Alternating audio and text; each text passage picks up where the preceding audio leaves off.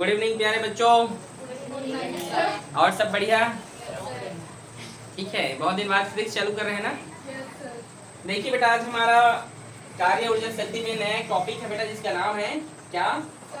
संघट। क्या नाम है भाई? संघट, जिसको बेटा इंग्लिश में कॉलिजन कहते हैं। क्या कहते हैं बोलिए? कॉलिजन। ठीक है आलिया, तो कॉलिजन के बाद हम इसको समझते हैं कि संघट एक्चुअल में होता है क्या है बेटा। कि जब भी कोई दो पिंड, कोई दो ऑब्जेक्ट आपस में टकराते, मतलब संघट का शाब्दिक अर्थ बेटा हम बोल सकते हैं टक्कर। क्या बोल सकते हैं? टक्कर। किसी भी दो पिंडों का आपस में टकराना क्या कहलाता है? संघट कहलाता है। समझ में आप लोग को? संघट हम दो प्रकार से इसको समझ सकते हैं बेटा। एक होता है प्रत्यास्थ संघट। क्या बोलिए? और दूसरा होता है बेटा अप्रत्यास्थ संघट। क्या होता है? अप्रत्यास्थ संघट। आ रहे समझ में? प्रत्यास्थ संघट और अप्रत्यास्थ संघट। समझ में आया कि नहीं? ये दो प्रकार होते हैं। इसको इंग्लिश में कहते हैं इलास्टिक कॉलिजन और इसको क्या कहते हैं? Inelastic collision. आ रहे समझ में? प्रत्यास्थ संघट जिसमें बेटा आप सभी को तो मैंने संवेग और गतिज ऊर्जा पढ़ाया था। तो बेटा प्रत्यास्थ संघट उसे कहते हैं बेटा यदि किसी भी पिंड में क्या है, उसके टक्कर के पहले और टक्कर के बाद यदि उसमें गतिज ऊर्जा और संवेग दोनों क्या हो, नियत हो, तो उसे क्या कहा जाता है बेटा जी? प्रत्यास्थ संघट कहा जाता है। मैं टू द पॉइंट लिख दे रहा हूं, जिसमें संवेग और क्या? गतिज ऊर्जा क्या हो जाए बेटा? नियत हो। क्या हो? नियत हो, कांस्टेंट हो। मोमेंटम एंड काइनेटिक एनर्जी क्या हो जाए? इसमें कांस्टेंट है बेटा, उसे हम कहते हैं प्रत्यास्थ संघट। अगर हम आगे बात करें तो ये दो प्रकार होते हैं, one dimension and two dimension. एक द्विमीय प्रत्यास्थ संघट और द्विविमीय प्रत्यास्थ संघट। हम उसको बाद में पढ़ेंगे, ठीक है। अब प्रत्यास्थ संघट क्या बेटा? अप्रत्यास्थ संघट जिसमें संवेग नियत हो। संवेग क्या हो बेटा? मोमेंटम नियत हो, कांस्टेंट हो, बट गतिज ऊर्जा क्या है उसका? परिवर्तित हो। क्या हो भाई? परिवर्तित हो। उसे क्या कहा जाता है बेटा जी? उसे अप्रत्यास्थ संघट कहा जाता है। समझे कि नहीं? मतलब टक्कर के, देखो मैंने बोला प्रत्यास्थ संघट में टक्कर के पहले और टक्कर के बाद जिसमें संवेग और गतिज ऊर्जा नियत हो प्रत्यास्थ, और टक्कर के पहले और बाद जिसमें संवेग नियत हो लेकिन गतिज ऊर्जा क्या हो? चेंजेबल हो, उसे क्या कहा जाएगा? अप्रत्यास्थ। हम किसी भी टक्कर को देख के पहचान सकते हैं कि कौन अप्रत्यास्थ संघट है और कौन प्रत्यास्थ संघट है। समझेंगे मैंने क्या कहा? किसी भी टक्कर को आलिया, अरे प्रदीप, यदि बेटा आप किसी भी टक्कर को देख के आप बता सकते हो कि सर ये प्रत्यास्थ है, ये अप्रत्यास्थ है। हाउ? कैसे? पूछो, बताऊं। यदि टक्कर होने के बाद मान लो कोई वस्तु, ये एक ऑब्जेक्ट है, यदि इसको टक्कर दे दिया, ठीक है, तो ये क्या होगा? यदि ये फिर से आप इस प्रकार से अलग अलग हो जाएं तो उसको कहा जाता है प्रत्यास्थ संघट। ठीक है। यदि ये ऑब्जेक्ट इसको टक्कर मारे, इसके बाद इसमें जो काइनेटिक एनर्जी है ये फिर से, मतलब ये ऑब्जेक्ट अपने अपने वेलोसिटी से क्या करे? आगे बढ़ते रहे। मतलब टक्कर देने के बाद क्या हो? दोनों अपने ही वेलोसिटी से आगे बढ़ते रहे। वो क्या है? अलग अलग होगा। वो क्या होगा? लेकिन अप्रत्यास्थ क्या? यदि किसी ऑब्जेक्ट की टक्कर दिया तो होगा कि ये दोनों आपस में इस प्रकार से चिपक के आगे बढ़ेंगे। समझे आप? जैसे आपने कैरम बोर्ड खेले हो, कैरम बोर्ड में कई बार देखना कई तो स्ट्राइकर आपस में चिपक के जो है जाके जो है जो गिर जाते हैं, गोले में जाके गिरते हैं कि नहीं? ठीक है। और आपने देखा है कि कई बार क्या होता है, ऐसे जब स्ट्राइकर को मारते हैं तो अलग अलग डायरेक्शन में लोग भागने लगते हैं। देखिए हो कि नहीं बेटा? तो ये कहना चाहता हूँ मैं, ये बेटा प्रत्यास्थ और ये क्या बेटा जी? अप्रत्यास्थ। समझे कि नहीं? आप देखिए, आप पहचान सकते हो यदि कोई टक्कर आपस, कोई ऑब्जेक्ट यदि टकराने के बाद आपस में एक साथ जा रहे हैं तो बोलना अरे सर वो तो अप्रत्यास्थ संघट हो रहा है। अरे खुशबू। और यदि दोनों अलग अलग हो जाए तो वो क्या बोल सकते हो? सर ये क्या है? प्रत्यास्थ संघट। समझ में आया बेटा? हम यहाँ पर सबसे पहले आज प्रत्यास्थ संघट के बारे में हम पढ़ेंगे, वो भी वन डायमेंशन। और इसका जो कैलकुलेशन है थोड़ा आप लोग समझने का कोशिश कीजिएगा, ठीक है? ठीक है भाई, समझ में आ रहा है? आ रहा है जी प्रदीप? तो प्रत्यास्थ संघट वन डायमेंशन हम स्टार्ट करते हैं बेटा। प्रत्यास्थ संघट, प्रत्यास्थ संघट ये है वन डायमेंशन इसका, ठीक है। तो क्या हुआ इधर गर्ल्स? क्या हुआ मुस्कान? एग्जांपल को बता रहे हैं सर। क्या एग्जांपल बोलो? वही कैरम बोर्ड वाला। ठीक, क्या हो गया कैरम बोर्ड में? बोलो, बोलिए, चलिए बोलिए पहले। बोलो क्या होगा कैरम बोर्ड में? जब मतलब खेलते रहते हैं तो एक साथ गिर जाता है। एक साथ गिर जाते हो। चलो देखो यहाँ पे मैं एक छोटा सा फिगर बनाते हैं। ये बेटा एक पिन है जिसका नाम आपने ए रखा, ओके। इसका मास बेटा जी m1 है। बोलो मेरे साथ। यहाँ पर ये दूसरा ऑब्जेक्ट है बेटा जिसका जो क्या है, जो बी है, ठीक है, जिसका मास क्या है m2। ये दोनों का साइज मतलब ऐसा बस होना कि छोटा बड़ा है, ठीक है, नॉर्मल समझना, ठीक है। इसकी वेलोसिटी हमने u1 माना, इसकी वेलोसिटी हमने u2 माना। यहाँ से किसी कोई दिक्कत? दूसरा यहाँ पे हम देखते हैं बेटा, यहाँ पे ये जो a है, इस मास तो वही रहेगा चाहे टक्कर हो जाए चाहे ना हो, मास चेंज होगा क्या? टक्कर के बाद इसकी वेलोसिटी v1 और इसकी वेलोसिटी क्या हो जाएगा v2। समझ में आया? लेकिन आपको मैं कहना चाहता हूँ मास कभी चेंज नहीं होता, ठीक है। यहाँ पर एक चीज बता रहा हूँ बेटा, इसमें u1 का देखो, u1 की वेलोसिटी ज्यादा रहेगी तभी तो जो है u2 को टक्कर मारेगा ना, ठीक है। तो आप यहाँ पे लिख सकते हो u1 ग्रेटर देन होगा u2। समझ आया कि नहीं? और टक्कर मारने के बाद इसमें होता है क्या, 50 मिनट के वन डायमेंशन में जो v2 होता है ना वो v1 से बड़ा हो जाता है, समझे कि नहीं? मतलब अब क्या होता है यहाँ पर इसका मास ज्यादा हो जाता है। आ रहा है समझ में? v2 यहाँ पर किसका मास है? पिन b का है। मतलब जैसे मान लो इसने इसको टक्कर मारा, ये इसका इनर्शियल वेलोसिटी है, इस और a का फाइनल वेलोसिटी है दोनों, ठीक है। तो जब इसको टक्कर मारे तो b की वेलोसिटी ज्यादा हो जाती है a से, समझे कि नहीं? नहीं समझे? देखो पहले a की वेलोसिटी ज्यादा थी टक्कर के पहले, टक्कर होने के बाद यहाँ पर b की वेलोसिटी ज्यादा हो जाएगी v2 माइनस v1। और हम अपने डेली लाइफ में देखते भी हैं, यदि किसी वस्तु को आप धक्का दे रहे हो तो उसकी वेलोसिटी ज्यादा हो जाती है, होता है कि नहीं? तो आप समझने का प्रयास कीजिएगा, ठीक है। तो अब इसमें हम एक बहुत बड़ा कैलकुलेशन स्टार्ट करने जा रहे हैं। सबसे पहले हम इसका संवेग निकालेंगे। क्या निकालेंगे? संवेग का फॉर्मूला आप सभी तो जानते हैं, p क्या होता है, p equals to m into v, ठीक है, ये होता है ना। तो स्टार्ट करते हैं बेटा। संवेग टक्कर के पूर्व का संवेग बराबर होगा टक्कर के बाद का संवेग, ठीक है। ये टक्कर लिखा है भाई, ठीक है, क्या हुआ? हाँ ठीक। टक्कर यहाँ पे आप बोल सकते हैं टक्कर के पूर्व का संवेग टक्कर के बाद का संवेग आपस में क्या होंगे, बराबर होंगे। तो चलिए हम यहाँ पर इसका संवेग का फॉर्मूला जानते हैं, mv होता है। तो यहाँ पर एक आप क्या बोल सकते हैं, m1 u1 होगा ना, m1 u1 ये होगा। इसके लिए क्या होगा भाई, m2 u2। समझ में आया? इक्वल्स टू टक्कर के बाद क्या क्या है, देखो देखो अगर आप लोग इस प्रकार से बेटा सिर नीचे करके बैठोगे तो समझ में आएगा क्या, और बाद में क्या बोलोगे, सर समझ में नहीं है, क्यों आ लिया बोलोगे ना। पानी पीने दीजिए।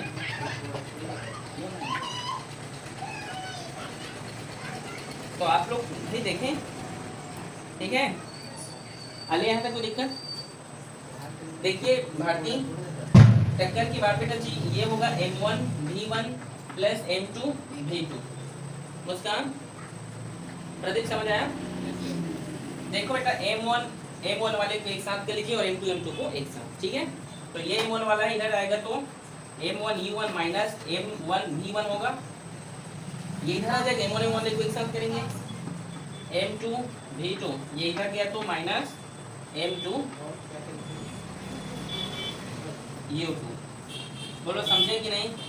यहाँ से m1 को मैं कॉमन ले सकता हूँ तो u1 माइनस v1, समझ में आया?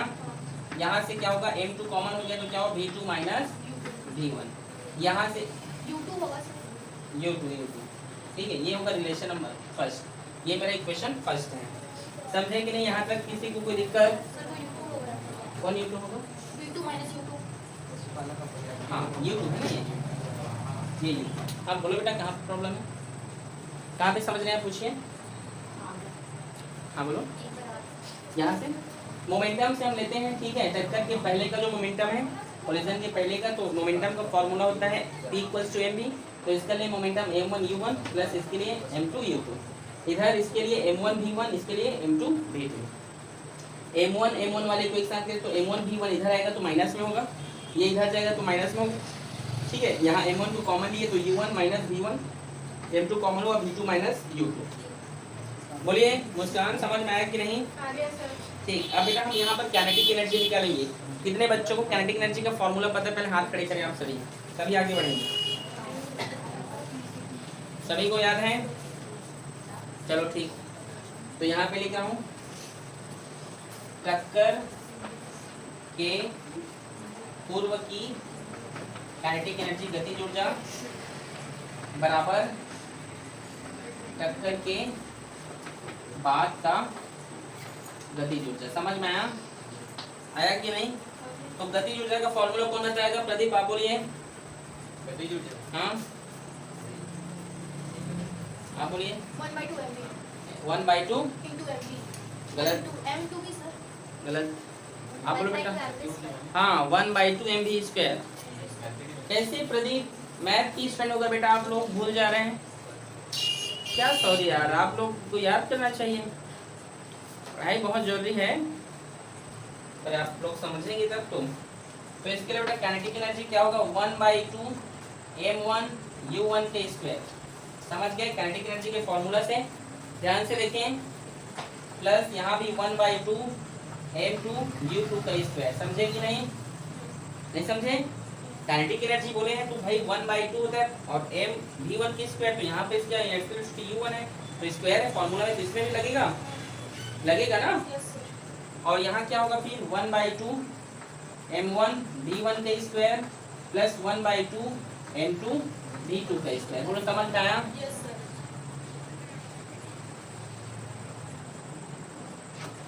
आया कि नहीं? यहाँ पर बेटा जैसे यहाँ किए हैं m1 m वाले को एक साथ कर देंगे, ठीक है? देखो यहाँ से 1/2, यहाँ से 1/2, यहाँ से 1/2 और कॉमन होकर कैंसिल हो जाएगा। एक बार लिख दूँ, लिख दूँ एक बार? चलो ठीक है, यहाँ कॉमन लेता हूँ 1/2 को और m1 u1 के स्क्वायर और इधर से m1 v1 की स्क्वायर इधर आएगा तो क्या होगा? m1 u1 के स्क्वायर माइनस 1/2 m1 v1 के स्क्वायर बराबर 1/2 m2 v2 का स्क्वायर माइनस ये प्लस उधर जाएगा तो 1/2 m2 u2 का स्क्वायर। मैंने m1 m2 को एक साथ लिखा हूँ, ठीक है? समझ आया यहाँ तक? आया कि नहीं? आया ना? यहाँ से 1/2 कॉमन हो गया और m1 कॉमन हो गया, ठीक है? यहाँ क्या बचा? u1 का स्क्वायर माइनस v1 का स्क्वायर बचा।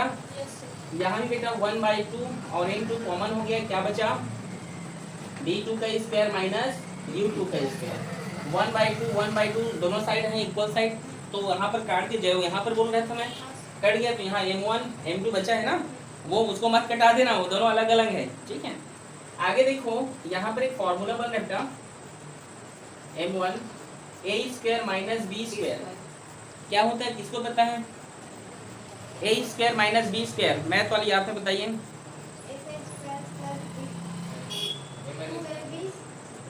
a square minus b square बोल रहा हूँ बेटा, आप कहाँ पढ़ रही हैं? क्या ध्यान दे रहे हो आप जी? a square minus b square क्या होता है?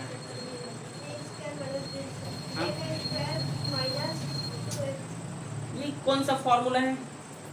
किसको पता है इधर? बोले आप मैथ वाले हैं। a माइनस बी स्क्वायर ना, a square minus b square, a plus B और a माइनस, हाँ a प्लस बी और a माइनस बी, ठीक है? तो यहाँ क्या हो सकता है? u1 माइनस v1 फिर होगा u1 प्लस v1 बराबर, मार्कर से लिखता हूँ इधर, ठीक है?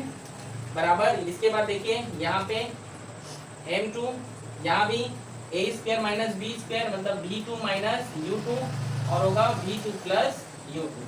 समझे कि नहीं? समझ आया? समझे कि नहीं? अरे भैया a square minus b square तो a minus b a plus b बराबर का बराबर m2 का m2, a square minus b square a minus b a plus b। समझे? आगे इधर गर्ल्स, आगे यहाँ पे देखें, इसको हम मान लेते हैं इक्वेशन नंबर सेकंड, रिलेशन 2 मान लेते हैं इसको, ठीक है? अब हम यहाँ पे क्या करें बेटा? इक्वेशन 2 में इक्वेशन फर्स्ट जो निकल कर आया है ये, इसको हम भाग कर देंगे, इसका क्या कर देंगे? डिवाइड कर देंगे। क्या कर देंगे भाई? तो मैं डायरेक्ट डिवाइड करो, ध्यान से देखना। अगर मैं रिलेशन 2 में इस इक्वेशन फर्स्ट को मैं क्या करूं, डिवाइड करूंगा, तो देखो आप ध्यान से, यहाँ u1 माइनस v1 है, यहाँ भी u1 माइनस v1 है, भाग करने पर ऊपर नीचे कैंसिल हो जाएगा। समझना ध्यान से, नहीं समझे? ये इक्वेशन नंबर 2 है, ये इक्वेशन नंबर 1 है। तो जब इसको हम भाग करेंगे तो यहाँ भी सेम है और इक्वेशन नंबर यहाँ भी सेम है 1 है, तो ये दोनों आपस में कट गया।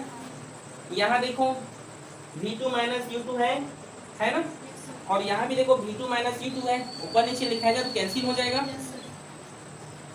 इधर कई लोग समझ नहीं है, होगा कि नहीं? होगा ना। और यहाँ पे मतलब ये पूरा value m1 u1 minus v1 और यहाँ से m1 u1 minus v1 m2 v2 minus u2 पूरा कैंसिल हो जाएगा। समझे? ये वाला पूरा वैल्यू कैंसिल हो जाएगा आपके इस वाले वैल्यू से, ठीक है? ये वाला पूरा वैल्यू कैंसिल हो जाएगा आपके इस पूरे वैल्यू से। समझ गए कि नहीं? भाग करने से होगा, नीचे में कुछ नहीं बचा, ऊपर में क्या क्या बच गया? क्या क्या बचा?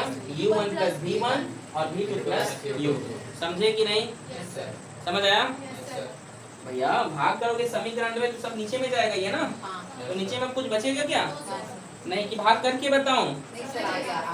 इतने बड़े हो गए तुम लोग, पता है, लेकिन फिर भी बेटा कैसे आलिया जी, बस हंस दो, ठीक है? चलो क्या बचा हमारे पास?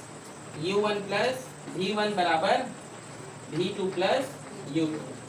ये बहुत महत्वपूर्ण फॉर्मूला है बेटा, आ रहे हैं समझ में? ये जो फॉर्मूला निकल कर रहा है बहुत इंपॉर्टेंट है। अब हम क्या करेंगे, u2 u1 को एक साथ लिख लेते हैं, ठीक है? हम लिख लेते हैं u1 माइनस u2 बराबर v2 माइनस v1। ये जो रिलेशन निकल कर रहा है, ये जो इक्वेशन नंबर 3 है, ये हमारा ये बहुत इंपॉर्टेंट है। ये समझे कि नहीं आप? ये जो रिलेशन, अब मैंने क्या किया, u2 को एक साथ कर दिया, u वाले को क्या कर दिया, एक साथ। अब मैं आपको स्टार्टिंग में एक चीज बताया था, जानते हो क्या? कि मैंने बोला था u1 बड़ा है u2 से, और आप यहाँ पे देख भी सकते हो u1 बड़ा हो गया u2 से। प्रूफ हुआ? मैंने यहाँ बोला v2 बड़ा है v1 से, यहाँ आप देख सकते हैं v2 बड़ा है v1 से। प्रूफ हो गया कि नहीं? समझे कि नहीं? मतलब भाई जो भी चीज किसी को टक्कर मारेगा उसकी वेलोसिटी ज्यादा रहेगी तभी तो मारेगा। अब मान लो जैसे कोई हट्टा कट्टा नौजवान लड़का है, हट्टा मोटा ताजा, उसको कोई पतला सा लड़का टक्कर मारेगा तो फेंकाएगा वो? क्यों आलिया?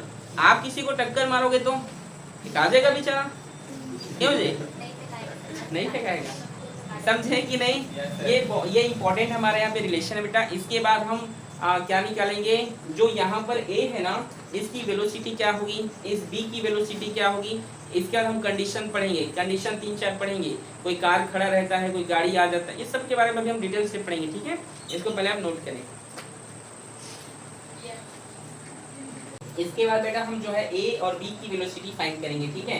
तो उसके लिए बेटा हमें ये फॉर्मूला बहुत इंपॉर्टेंट है, ठीक है? ये फॉर्मूला लगेगा और इक्वेशन नंबर फर्स्ट का फॉर्मूला, ठीक है? तो आप मैं इसको इरेज कर रहा हूँ, आप मुझे बताना, ठीक है?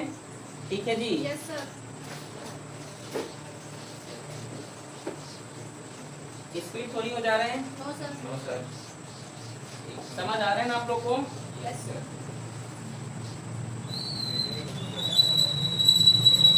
तो बेटा हम यहाँ पर देख रहे हैं ए का हम बी टक्कर की बात जो है, जो टक्कर की बात यहाँ पर जो ए था ना, ठीक है? तो हम यहाँ पर टक्कर के बाद या टक्कर के पश्चात ए का वेग निकालेंगे, वेलोसिटी निकालेंगे। क्या निकालेंगे? वेलोसिटी। तो इक्वेशन नंबर जो 3 था उसको एक बार बोलिए आप लोग, क्या था? u1 माइनस u2 और v2 माइनस v1। देखो बेटा, जब भी आप ए का वेलोसिटी फाइंड करेंगे तो ये हमें एक इक्वेशन लगेगा, ठीक है? Equation number 3। तो जब भी आप याद रखेंगे, टक्कर ए में क्या था? v1 था। आप चेक करें, टक्कर ए में क्या था जी? v1 था ना? तो जब भी आपको v1 की वेलोसिटी फाइंड करना है तो आपको v2 का मान उसे पुट अप करना पड़ेगा। ये कंडीशन है, ठीक है? आप पहले समझिए मैंने क्या बोला।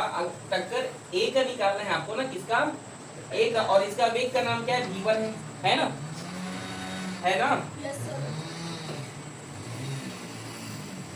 ठीक है? तो क्या करना है आपको यहाँ पे?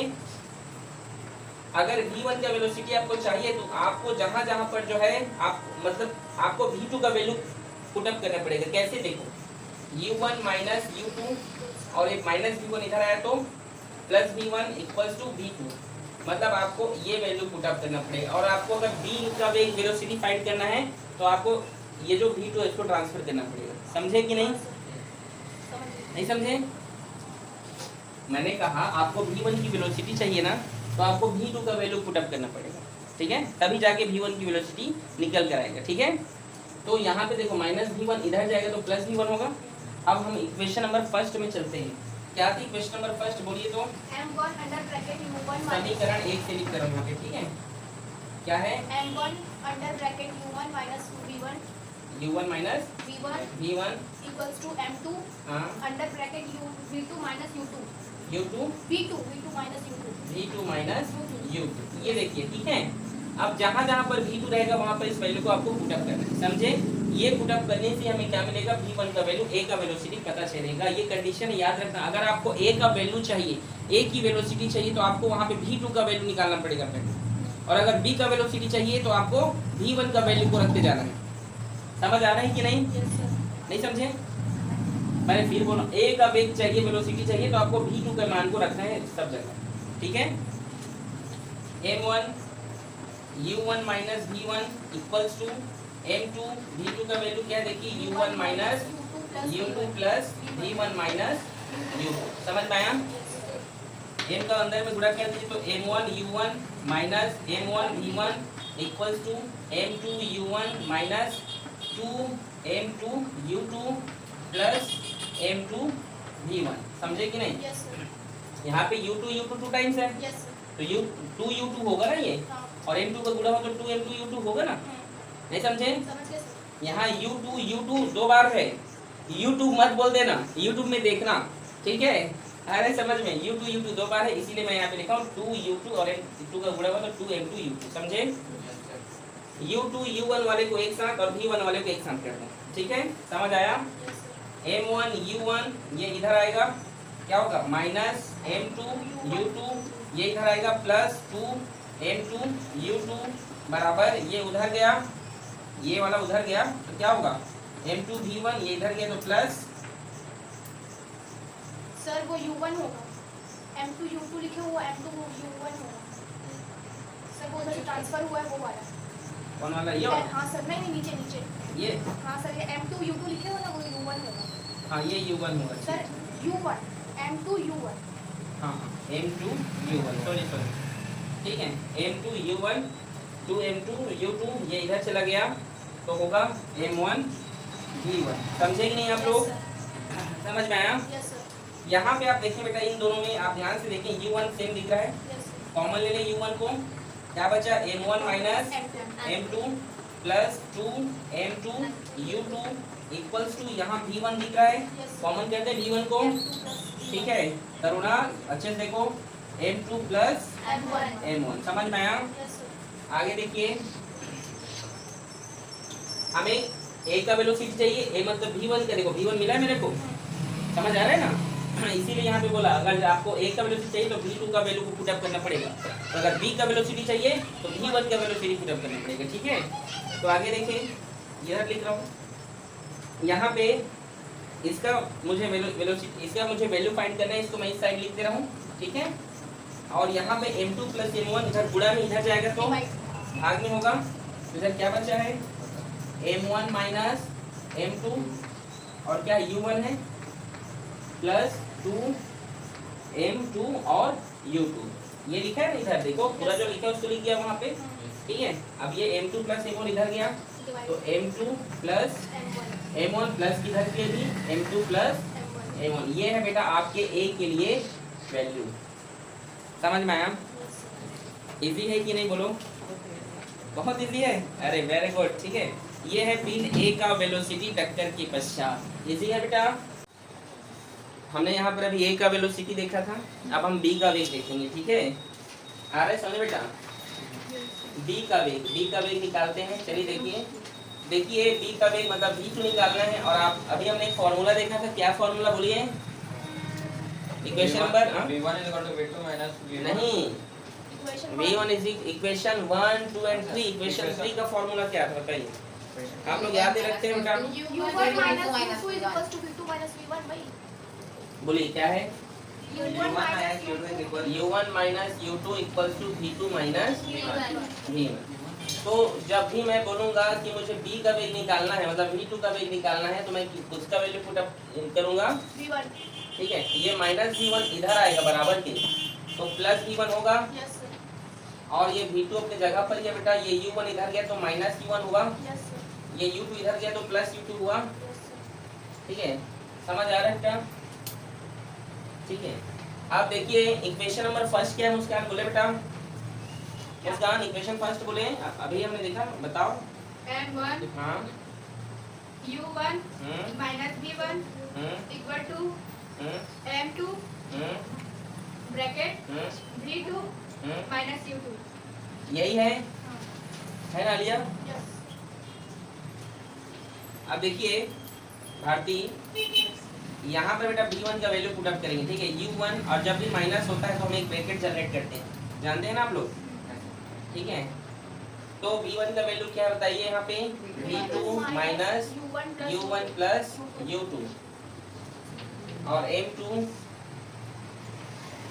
V2 माइनस U2, ठीक है? आगे देखिए M1 U1 minus V2 minus minus और माइनस प्लस, समझ आया बेटा? M2 V2 minus U2। अब M1 के अंदर में गुणा होगा तो क्या होगा? U1 2 टाइम्स है ना, तो 2 M1 U1 लिख सकता हूँ। समझ आ रहा है आलिया? इसके देखिए, इसके साथ गुणा करेंगे तो क्या होगा? M1 V2 और होगा माइनस M1 U2, फिर M2 V2 minus M2 U2। बोलो कठिन है क्या लिया? देखिए आप सभी U1 वाले को एक साथ करते हैं ना? करते हैं बेटा? बोलो 2M1 U1, ये माइनस इधर आया तो प्लस M2 U2, और यहाँ पे माइनस M1 U2। ये वाला वैल्यू इधर चला गया तो क्या हुआ? M2 V2 plus M1 V2। समझ गए? कठिन है क्या? अब यहाँ पे देखिए, यहाँ U2 कॉमन हो रहा है कि नहीं? हो रहा है ना? U2 को कॉमन कर दें, कर दें कि नहीं? कहीं पर कुछ वैल्यू वो कर रहा है क्या? कौन सा वाला? यस M1 U2 होगा, जो M1 U1 plus M1 U2 होगा, M1। हाँ सर M1 होगा। हाँ सर। ये M1 U2 तो लिखा मुझे, नहीं। और माइनस और इधर प्लस M2 U2, सही है? अच्छा हाँ हाँ और ये इधर आ गया तो प्लस M1। सर सही है, सही सही तो है, है। सही है सर। सही तो है? सही कैसे? है सर, वो लोग ना वो उधर से M2 U2 तो उधर गया, उसको कंफ्यूज हो गया। सही है सर। सही है ना? Yes yes sir. सर। ठीक है कि कठिन है? नहीं सर, इजी। यहाँ तक किसी को दिक्कत बेटा? किसी को भी? अब देखिए आप सभी ध्यान दीजिए, यहाँ पे हम आगे क्या कर सकते हैं? 2M1 U1 प्लस U2 को कॉमन ले लिए तो क्या बचे यहाँ पर? M2 माइनस M1 बचा, M2 माइनस M1, ठीक है? अब बराबर करके यहाँ V2 को कॉमन कर दिया, किसको? V2 कॉमन हो गया, क्या बचा यहाँ पे? M2 प्लस M1, या M1 प्लस M2 प्लस में आगे पीछे कर सकते हैं, ठीक है? आगे देखिए, यहाँ V2 का वैल्यू निकालेंगे, वो वहीं पर है, ध्यान से दीजिएगा। ये M2 प्लस M1 बेटा इसके साथ गुणा में था, भी गुणा में है ना, वो इधर जाएगा तो भाग में, तो क्या होगा? 2M1 U1 by M1 plus M2 लिख लो, वही है उसका मतलब, और प्लस यहाँ देखो M2 माइनस M1, और ये U2 को कॉमन है नहीं, यहाँ पे क्या है? M1 प्लस, ये देखिए इसका वेलोसिटी निकालने का फॉर्मूला। बोलो कठिन है क्या? कठिन है क्या? आपके बुक में भले थोड़ा अलग अलग दिया होगा, लेकिन समझने का प्रयास कीजिएगा, ठीक है? नोट करें इसको। अब देखते हैं बेटा हम इसमें स्पेशल केस, ठीक है? लेक्चर बोरिंग तो नहीं लगता है? क्यों जी, लगता है क्या? सच सच बोलो भाई, देखो आलिया जी, मैं अभी भी आपको बोला और फिर बोल रहा हूँ, ये पढ़ाई का दर्द क्या होता है, चालने वाले तो अच्छे से पढ़ो, ठीक है। आ रहे प्रदीप कुमार, ठीक। देखो हम अभी यहाँ पर देखिए बेटा, v1 की वेलोसिटी क्या है बताइए।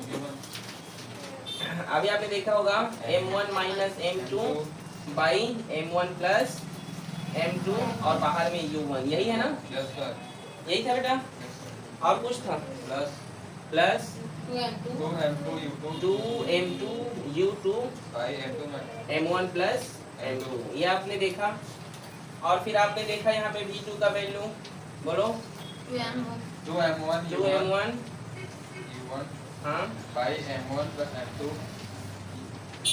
और प्लस u2 u2, ब्रैकेट में m2 माइनस m1 हाँ, बाई m1 प्लस m2। ये आपने अभी देखा। अब बड़े ध्यान समझना, मान लो ये तो हमारा ऑब्जेक्ट A1 A के लिए था, ये हमारा ऑब्जेक्ट B, हम एक फिगर बनाए थे, याद करो, ये ऐसा, यस सर, ये M1 था, ये M2 था, ये U1, ये U2।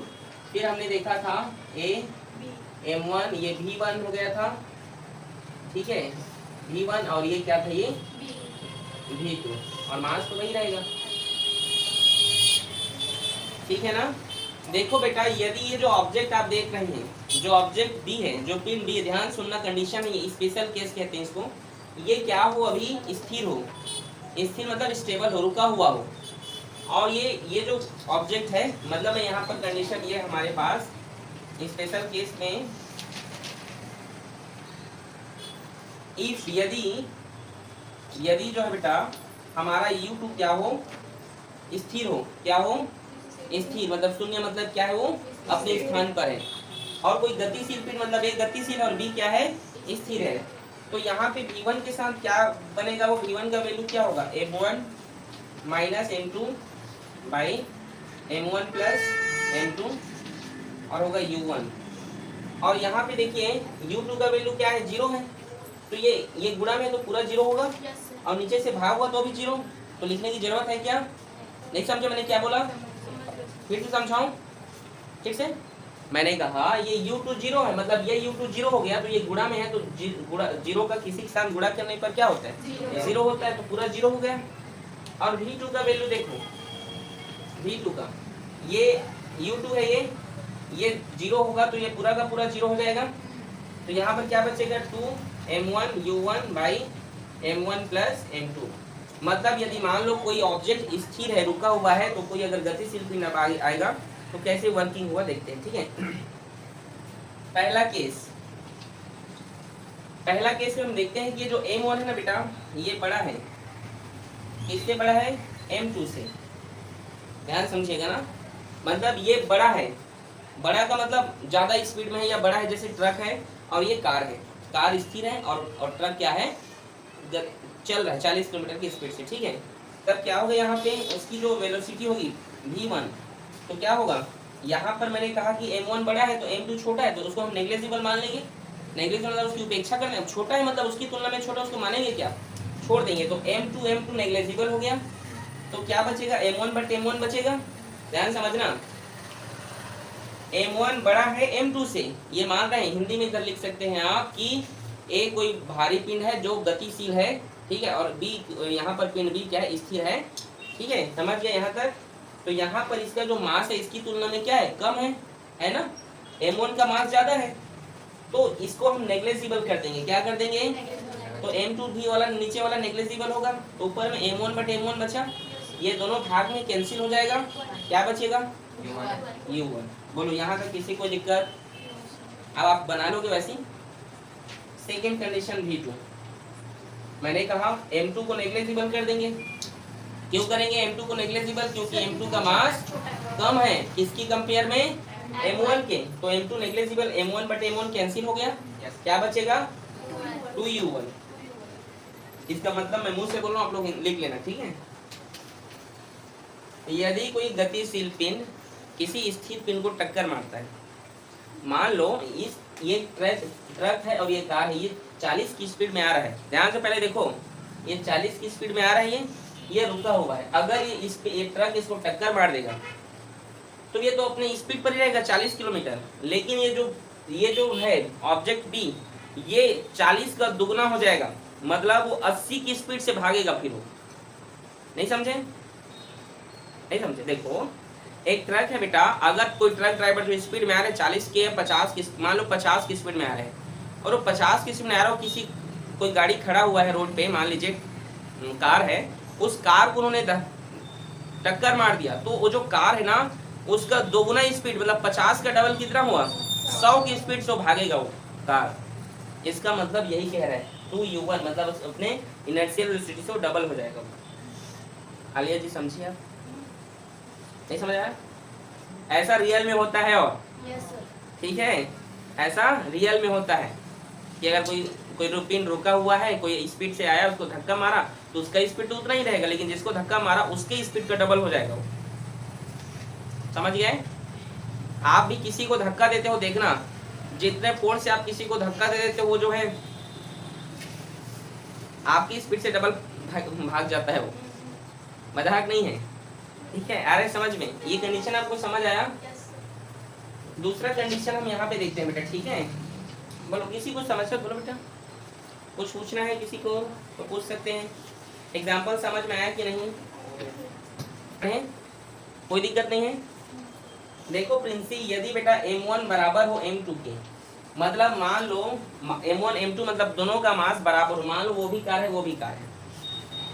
अब आपको एग्जांपल समझाओ, मान लो दो ऑब्जेक्ट है बेटा, दोनों कार है, दोनों का वेट सेम है, मान लो कोई दोनों 50-50 लाख का कोई अच्छा गाड़ी होगा, क्या होगा, जैसे BMW आ जाएगा, ठीक, सेकेंड हैंड बोले।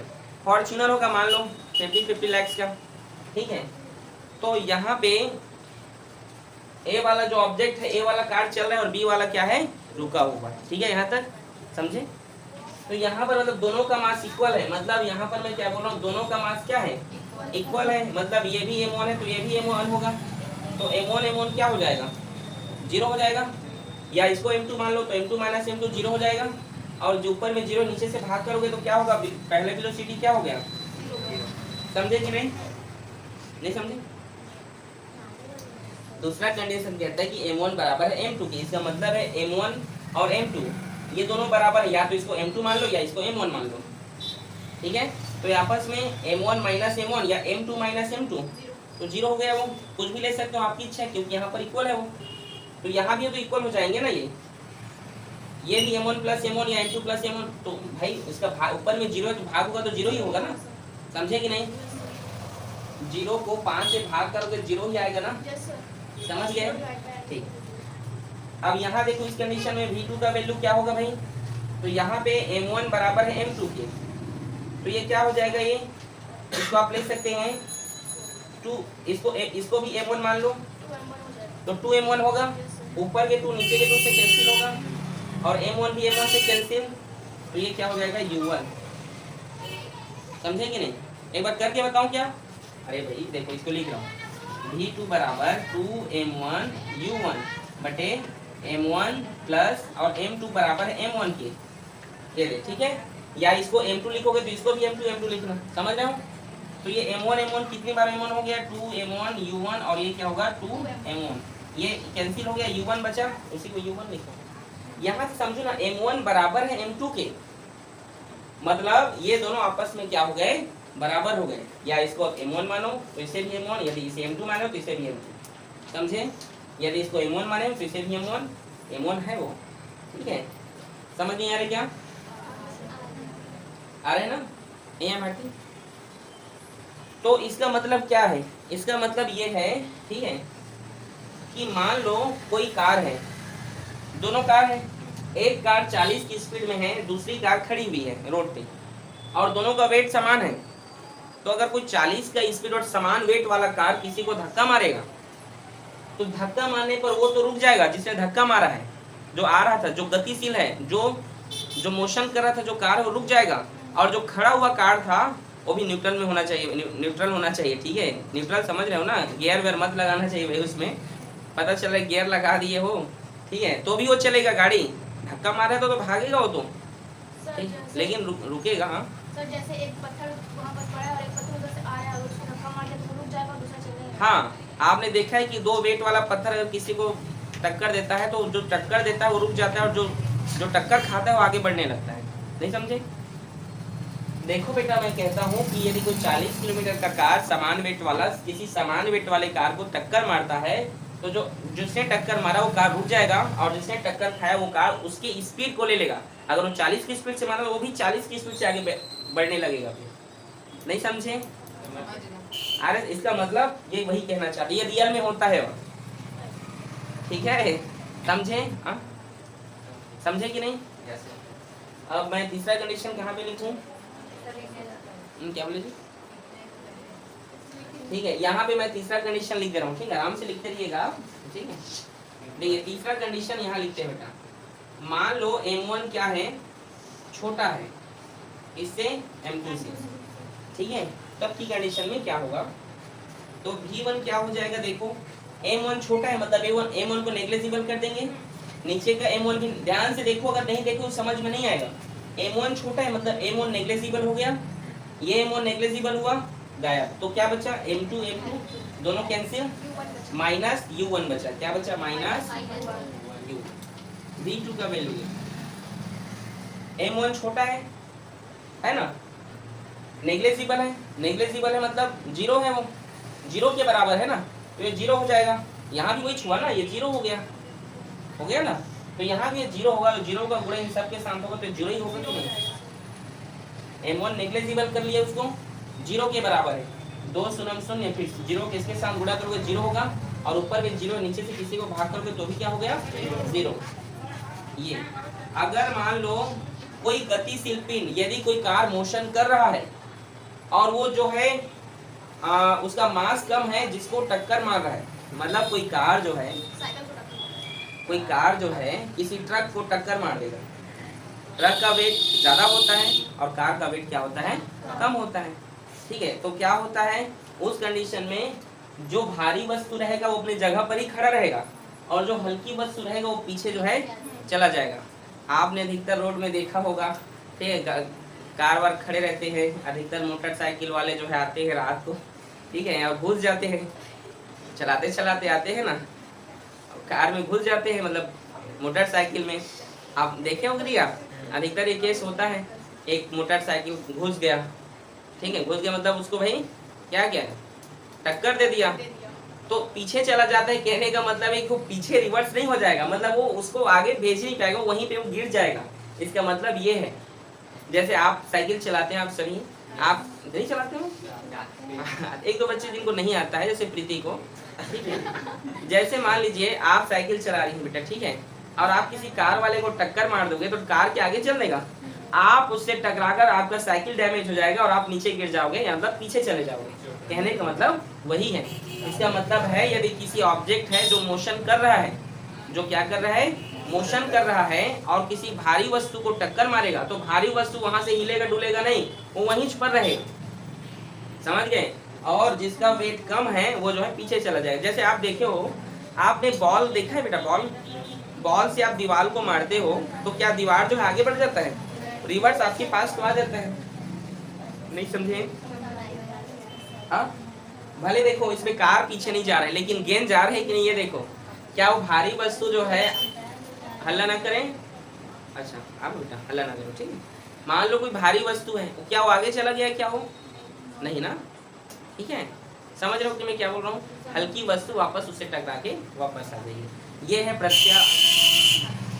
प्रत्यास्थ संघट्ट का बेटा, ये 1 डायमेंशन आपका खत्म होता है। कल मैं आपको 2 डायमेंशन और अप्रत्यास्थ संघट्ट पढ़ाऊंगा, ठीक है, इसको नोट करें इसको।